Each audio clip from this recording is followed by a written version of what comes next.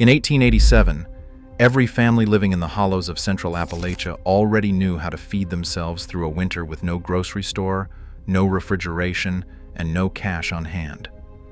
That knowledge survived intact through the Great Depression, through 2 world wars, through the coal booms and the slow collapses that followed them.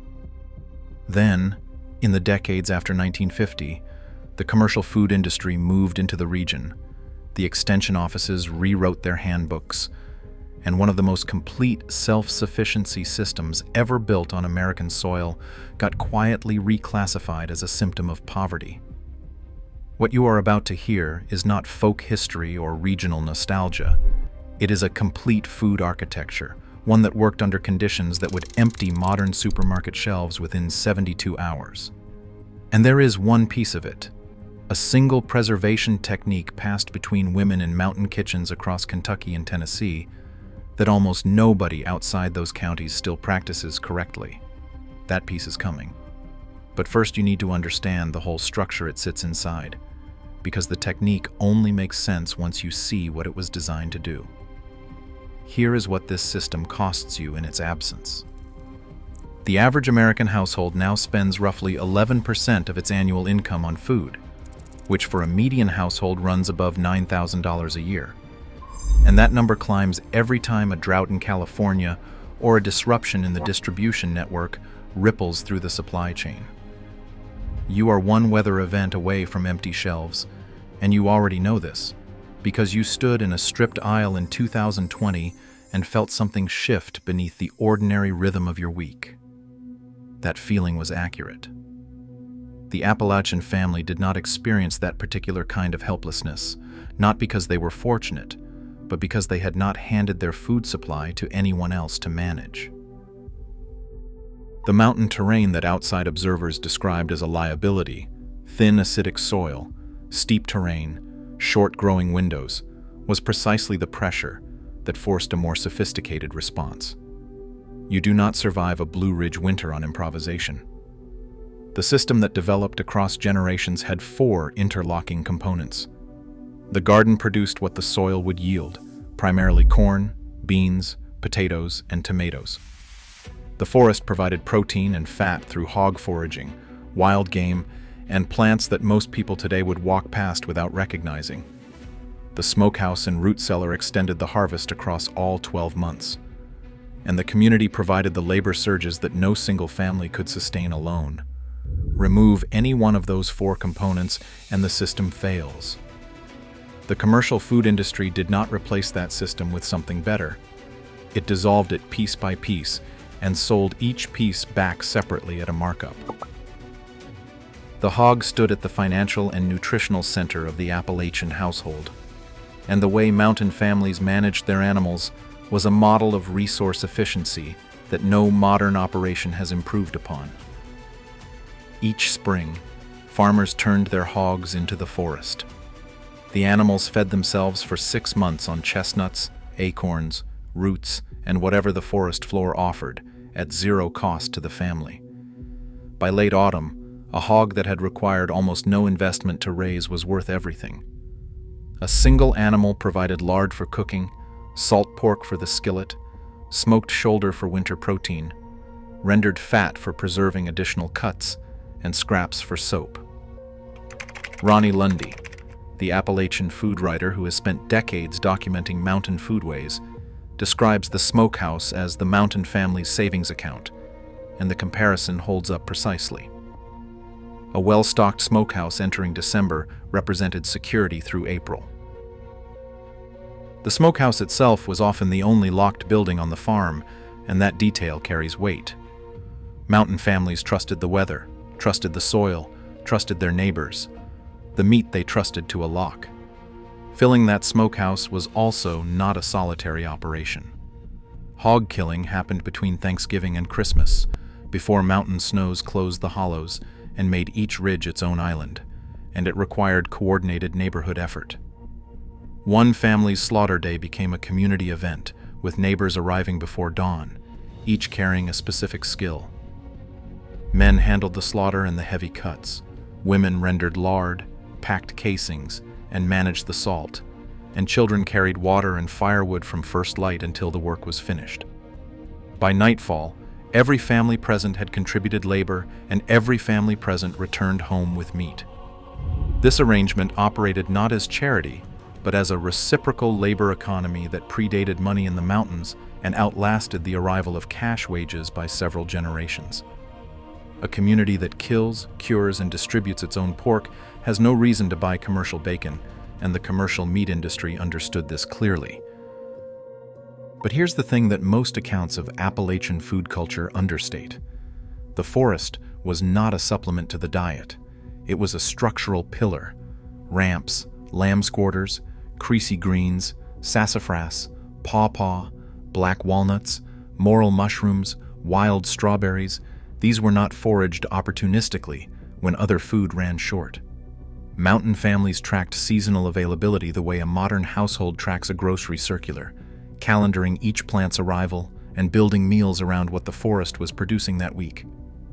Lamb's quarters alone, the broad-leafed weed that volunteers along garden edges across the region, carries more iron, protein, and calcium by weight than commercially cultivated spinach. Spring greens held a specific name in mountain culture. People called them tonics, and they arrived in March and April after months of preserved meat, dried beans, and root vegetables, delivering micronutrients the winter diet had depleted. They were medicine dressed as food, and the families who ate them understood that function even if they would not have used that clinical language. The pawpaw is worth a moment on its own. It is the largest fruit native to North America. It grows wild across the Appalachian drainage system, and its flavor sits somewhere between a banana and a mango. Mountain families relied on it as a dependable caloric source. The Cherokee had been working with it along with corn, beans, and squash grown together in the same mound using the method known as the Three Sisters for thousands of years before European settlers arrived in the region. Those settlers watched, learned, and incorporated what they saw. The mountain food system was always a composite, layered across cultures and centuries, which is part of why it worked so well under conditions where any single-source system would have collapsed. Now, if you are thinking this only applies to someone with 40 acres and a smokehouse already standing, stay with me, because this next part is written specifically for your situation. You do not need land. You do not need a smokehouse. You do not need a root cellar carved into a hillside. The Appalachian preservation system scales down to a back porch, a spare closet, and one free Saturday. The entry point is fermentation, and the equipment list is short enough to read in one breath: a half-gallon mason jar, 1 head of cabbage, and 2 teaspoons of non-iodized salt. Total cost at any grocery or farm supply store runs under $4. Preparation takes 20 minutes.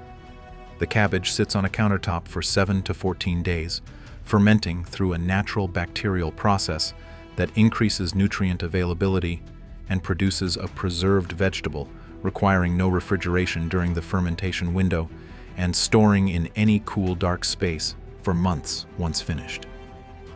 From there, move to cold storage.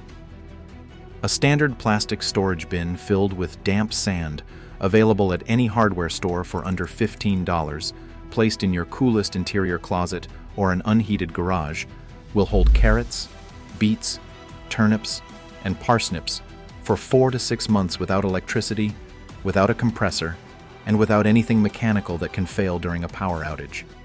Mountain families used root cellars dug into hillsides for precisely the same thermodynamic reason. Stable ground temperature, typically between 35 and 50 degrees Fahrenheit year-round, combined with controlled humidity, creates the conditions that slow cellular breakdown in root vegetables. The bin replicates those conditions at hardware store cost. One Saturday, under $20, and 2 of the 4 pillars are active in your household. Here is where the history becomes specific, and where the suppression stops being abstract. The Cooperative Extension Service came into existence through the Smith-Lever Act of 1914, creating a federally funded network of agricultural advisors operating through land-grant universities in every state. In its early decades, the Extension Service documented and actively promoted traditional food preservation, including fermentation, cold storage, and smoke curing. A 1917 edition of Extension Bulletins from the University of Kentucky addressed mountain household food preservation directly, and it acknowledged that Appalachian families had developed systems superior in durability and nutritional retention to what commercial canning facilities were producing at the time. Read that sentence again and ask yourself who exactly was being protected by the subsequent shift in those same extension offices as they began steering families toward commercial canned goods, commercial refrigeration units, and commercially processed meat. By the 1950s and 1960s, extension messaging had turned. Home fermentation became characterized as inconsistent and potentially dangerous. Root cellar storage got presented as primitive, something to be replaced by modern refrigeration.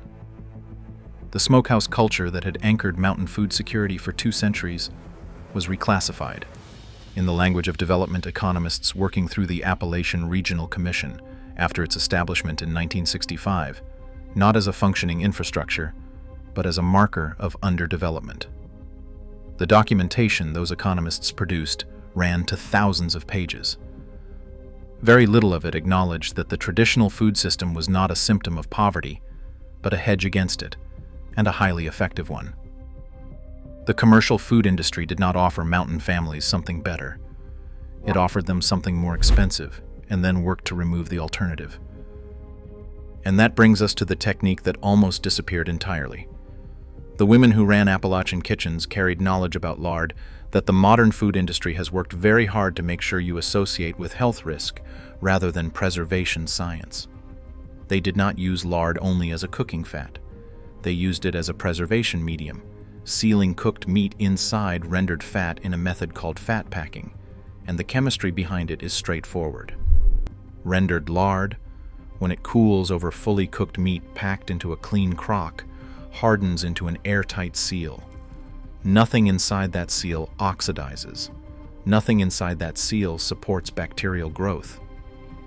Meat preserved this way remained safe and palatable for 4 to 6 months in a cool room with no additional intervention, no salt cure beyond what seasoning the cook preferred, no smoking, no drying.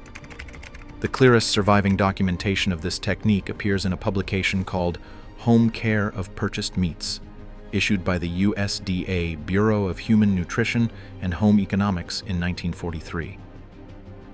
The document describes the fat packing method in clinical detail, covering recommended lard temperatures and crock preparation, and it sat in the Kentucky State University Agricultural Archive, drawing almost no attention until Sandra Alvarez, a food systems historian based in Berea, Kentucky, flagged it in her 2019 review of pre-refrigeration preservation records.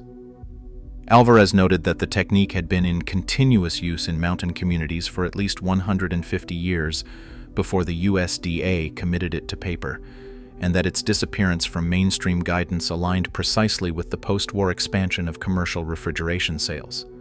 That alignment is not coincidental. Fat packing, done correctly, eliminates the need for a refrigerator in the context of meat preservation across a multi-month window. That is a market problem for an industry selling refrigerators. The lard seal is why a mountain family could slaughter 1 hog in November and still be eating fresh-tasting pork in March. Not dried pork, not heavily salted pork, but pork that carried the flavor of meat cooked the previous week. That result was not magic. It was applied chemistry that the industry incentivized an entire generation of extension advisors to stop teaching. Now, here is the honesty, because this technique carries real conditions that matter, and I will not minimize them. The meat must be fully cooked before packing, with no exceptions. The lard must cover the meat completely, with no air pockets, because any gap in the seal creates the conditions the method is designed to prevent. Storage temperature must remain consistently below 55 degrees Fahrenheit, which means this technique performs well in a root cellar, a cold basement, or an unheated outbuilding through a genuine winter, and performs poorly in a climate-controlled modern home where interior temperatures stay warm year-round. The technique also requires genuine rendered lard, not hydrogenated commercial shortening, which behaves differently at a molecular level and provides inferior sealing properties regardless of how it is applied. The commercial food safety establishment will point to fat packing and call it inherently unsafe, and that argument is not fabricated from nothing. It applies accurately to improperly executed fat packing, where meat is undercooked, seals are incomplete, or storage temperatures fluctuate. It does not apply to the method as Appalachian families actually practiced it, with fully cooked meat, clean crocks, quality lard, and consistent cold storage, which is precisely the version the USDA documented as viable in 1943. The institution that documented the technique as sound later stopped recommending it, not because the chemistry had changed, but because the market had. And those two facts together tell you everything you need to know about whose interests the guidance was written to serve. One more figure deserves to sit plainly in front of you.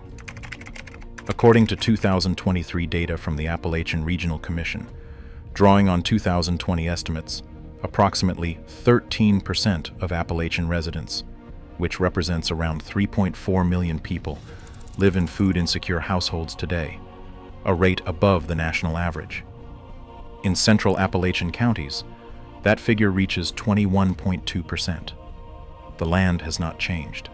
The soil has not changed. What changed is that the knowledge architecture, the smokehouse, the root cellar, the fat crock, the reciprocal labor of hog-killing day, the seasonal calendar of wild greens was dismantled generation by generation and replaced with a supply chain dependency that functions only when the supply chain functions. The traditional system functioned when everything else had collapsed. That is not sentiment.